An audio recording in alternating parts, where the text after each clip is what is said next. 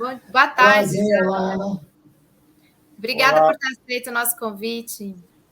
Marcelo,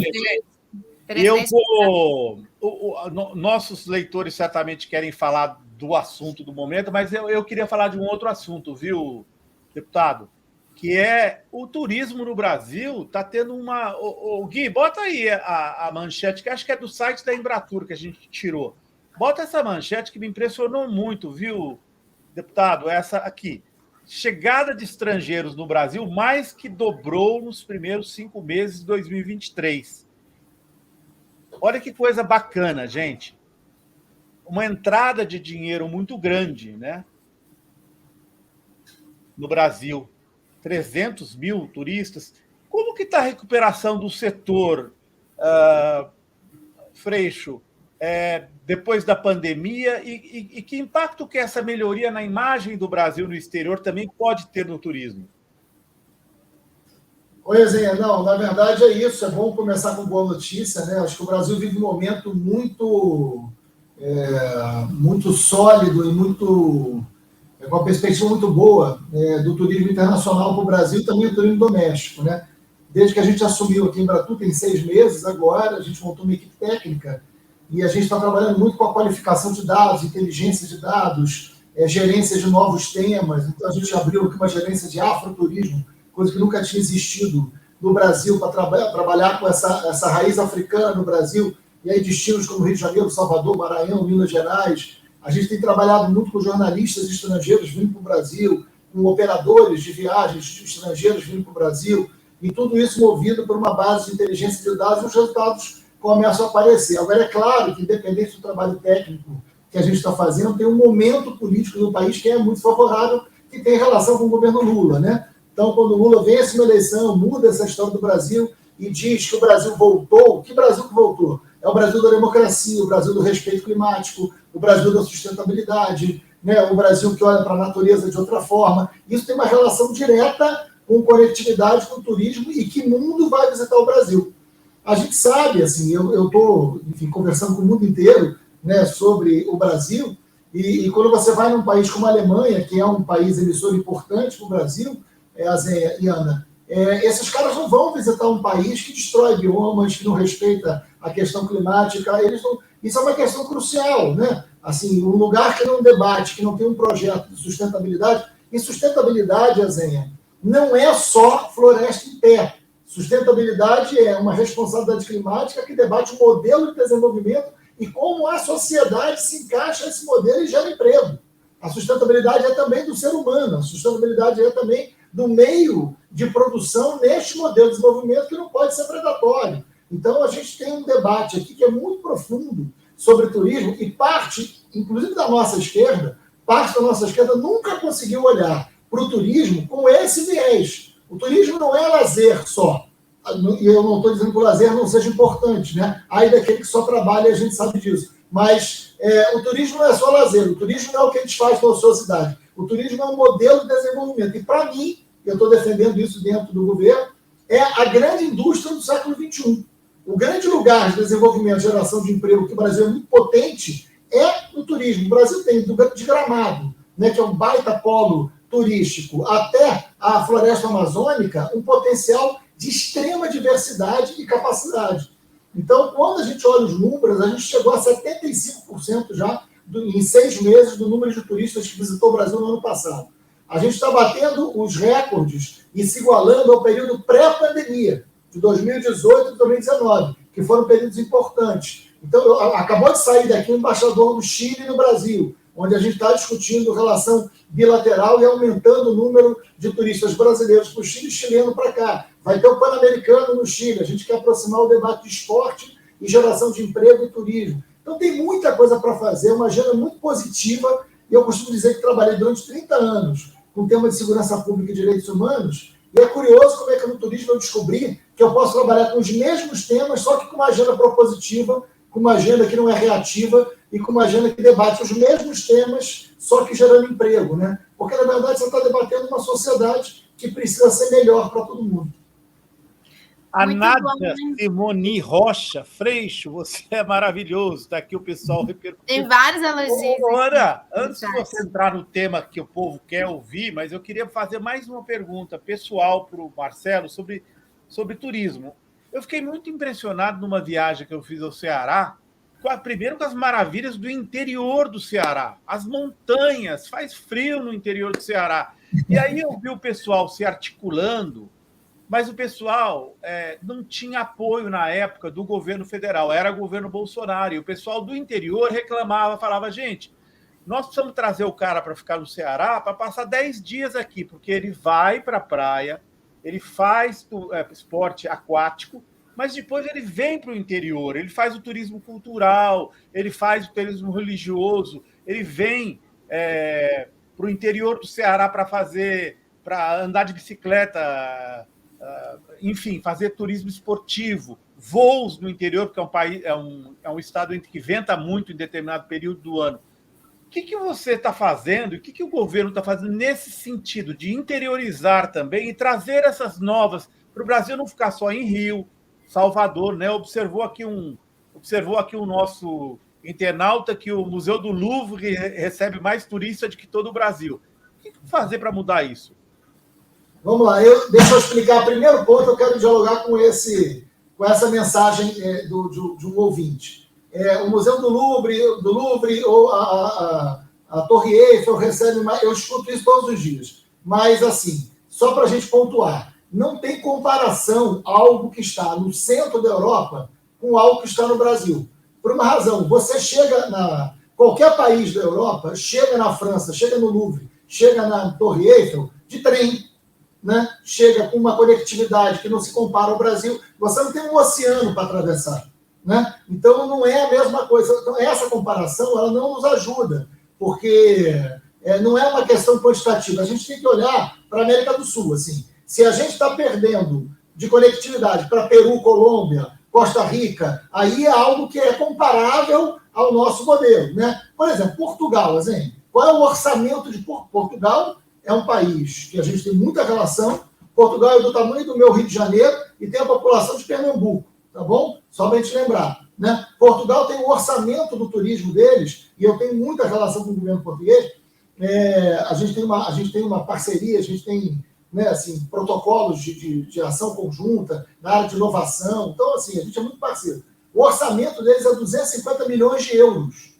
O orçamento de Portugal, 250 milhões de euros. Então, assim, não dá para comparar o que não é comparável, entendeu? Assim, o que não está no mesmo plano. Agora, o Brasil tem uma potência enorme, tem uma capacidade gigantesca. Eu, por exemplo, estou indo amanhã para o Piauí, né, só para a gente pensar esse Brasil como um todo, que você está muito correto em fazer essa cobrança, esse assunto. Eu estou indo amanhã para o Piauí, estou indo junto com o Érico e com a Margarete Coelho. A gente tem uma ópera dentro da Serra da Capivara. Né? E eu estou levando jornalistas franceses, porque aí tem a ver com o perfil, né, do local, para divulgar na Europa o que acontece no Piauí. Eu saio de lá, volto para Brasília e depois eu vou para Belém nos diálogos amazônicos. Né? Vou junto com o ministro Celso Sabino, porque aí já é um preparativo da COP30. Né? E depois eu vou para o Ceará, eu vou entregar o prêmio do Rally dos Sertões, né, que é um negócio que é um sucesso absoluto. Né, que a gente tem um rally no Brasil, que é o Rally dos Sertões, que pega um pedaço grande do Nordeste, a final é no Ceará, e eu entrego o prêmio do Rally dos Sertões. Então, o nosso olhar do Embratur é um olhar que está para o Brasil como um todo. Né? Estou dando exemplo da minha agenda daqui a 3 semanas, inclusive, e é cansativo. Mas é muito importante você criar, por exemplo, a gente tem o que a gente chama de press trip ou fan tour. Mas, para traduzir, jornalistas estrangeiros e operadores de viagens que a gente leva. Então, por exemplo, eu levei operadores de viagens da América do Sul, de 3 países diferentes da América do Sul, para conhecer o São João de Campina Grande, Caruaru, e levei para a festa de Parintins, que é o boi-bumbá no meio da floresta amazônica. Então, a gente está muito aliado à ideia de que a cultura é uma grande identidade turística para o Brasil e é muito gerador de emprego e renda. Né? Parintins é a maior cidade, que é a segunda maior cidade, só perto para Manaus, né, na Amazônia, e ela tem uma população de 100 mil habitantes. No Festival de Parintins, eles recebem 120 mil. Só para você ter uma dimensão do que a cultura, do que um festival de um final de semana é capaz de fazer. E aquilo é a economia do ano inteiro, né, daquela ilha. Então, é muito potente o que a gente está falando, divulgar o Brasil como um todo, entender essa diversidade brasileira, né, geradora de emprego e renda, capacitar. A gente fez o mapa internacional do turismo, eu estou discutindo com o Wellington Dias, como a gente pode gerar emprego e renda em cada lugar onde o turismo tem determinado perfil. Aí a inteligência de dados ela é muito importante, porque o turista português ele tem um perfil, o turista chileno tem outro, o turista alemão tem outro. Eles não procuram o mesmo lugar no Brasil, tem tendências diferentes. Entender isso para promover o Brasil de maneira correta é uma eficiência técnica que ajuda muito na qualidade do que a gente agora está conseguindo já receber. E isso está dando certo, viu? Muito bom, Freixo. Vários comentários aqui no chat. Tem gente falando assim, traz pelo menos 1% dos chineses, traz 1% da China para visitar o Brasil. Antes de fazer uma última pergunta, eu quero trazer para a sala um outro convidado que a gente tem hoje aqui também no programa, o Fábio Vitor, jornalista, autor do livro Poder Camuflado, que vai continuar aqui com a gente até o final do programa. Bem-vindo, Fábio. Obrigada por ter...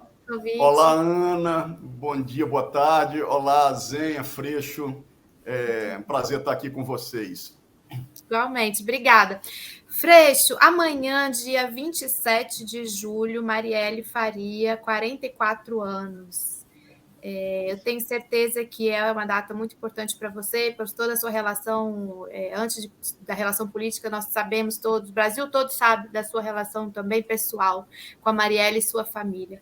O que aconteceu essa semana, você considera que foi uma revolução no processo de investigação? Tem gente aí tentando minimizar, falando que Flávio Dino está tentando surfar, né, nessa onda, muita gente jogando contra, né, o que aconteceu essa semana. Queria que você abrisse aqui para nós, a nossa audiência, o que significa para você essa semana nas investigações com relação aos assassinatos de Anderson e Marielle. A semana dura, viu, Ana? Semana dura, assim, amanhã é aniversário da Mari, ela faria 44 anos e a Mari gostava de festa, viu? Todos os nossos aniversários nós festejamos muito, né? O meu aniversário de 50 anos, os meus aniversários, a gente sempre fazia festa que misturava um pouco política, né?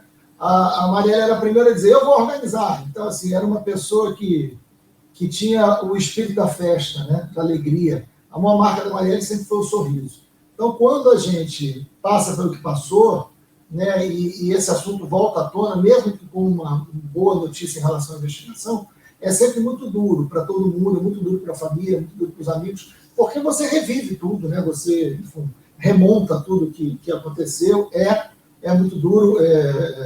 Amanhã é aniversário da Mari e ontem foi aniversário de morte do meu irmão. Né? Ontem foi 17 anos que meu irmão foi assassinado pela milícia.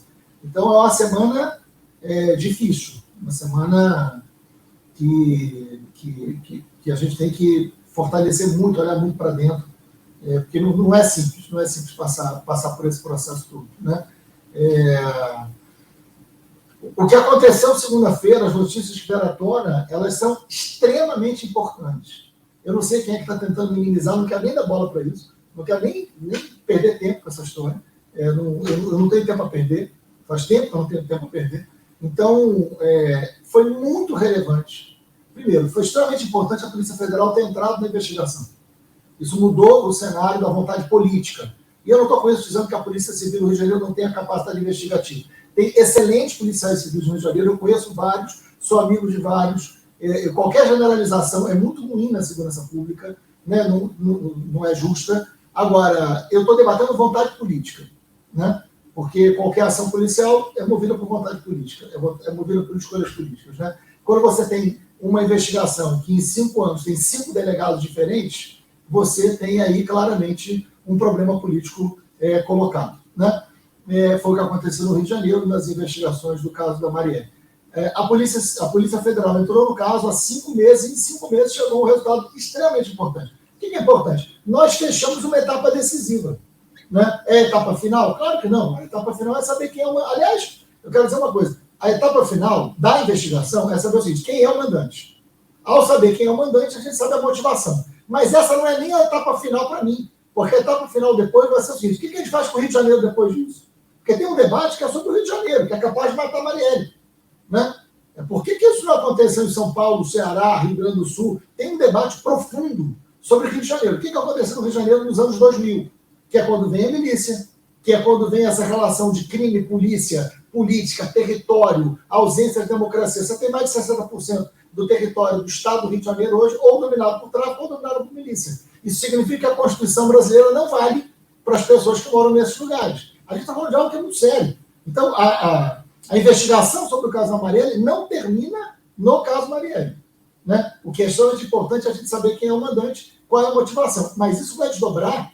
Eu conversei isso ontem com o Flávio Dino, ontem à noite. Isso vai desdobrar em algo que terá que ser muito profundo. Né? Mas eu só vou falar sobre isso depois que a gente souber quem é o mandante. E eu não faço especulação, não trabalho com especulação, não há hipótese de sair de mim qualquer tipo de especulação, não é meu papel, né? Nem eu acho que é de ninguém.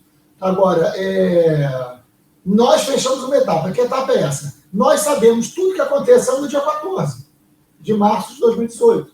Nós entendemos a dinâmica do crime. Sabemos hoje, com farta prova, quem atirou, quando atirou, como chegou no local, quem dirigiu, quem planejou. Esta etapa, a etapa da execução, foi fechada neste momento. Isso é decisivo, porque você não tem como chegar no mandante se você não tem todas as informações fechadas sobre a execução, sobre os executores. Isso não estava. Havia uma série de defesas, de dúvidas para o julgamento, né? Que eles não foram julgados ainda, eles não foram a júri popular ainda, tá? Só para deixar claro. Né? E existiam brechas. Não há mais. Não há mais dúvida. Claro que vai ter que ter julgamento, etc. Não estou, enfim, interrompendo o processo democrático da justiça. Não é isso. Mas não há mais dúvida sobre a execução. Então, esse processo, e foi um trabalho muito qualificado da Polícia Federal e do Ministério Público do Rio de Janeiro. Eles chegaram ao cartão de crédito que pagou a pesquisa, qual pesquisa foi feita, onde foi feita, né? Chegaram ao táxi, conduziu, onde o carro foi parado, quem desmontou o carro. Isso não estava definido antes da investigação. Né? Então, é extremamente importante, não pode ter dúvida deste trabalho feito, o quanto isso foi importante para o que está por vir, que é saber quem é o mandante.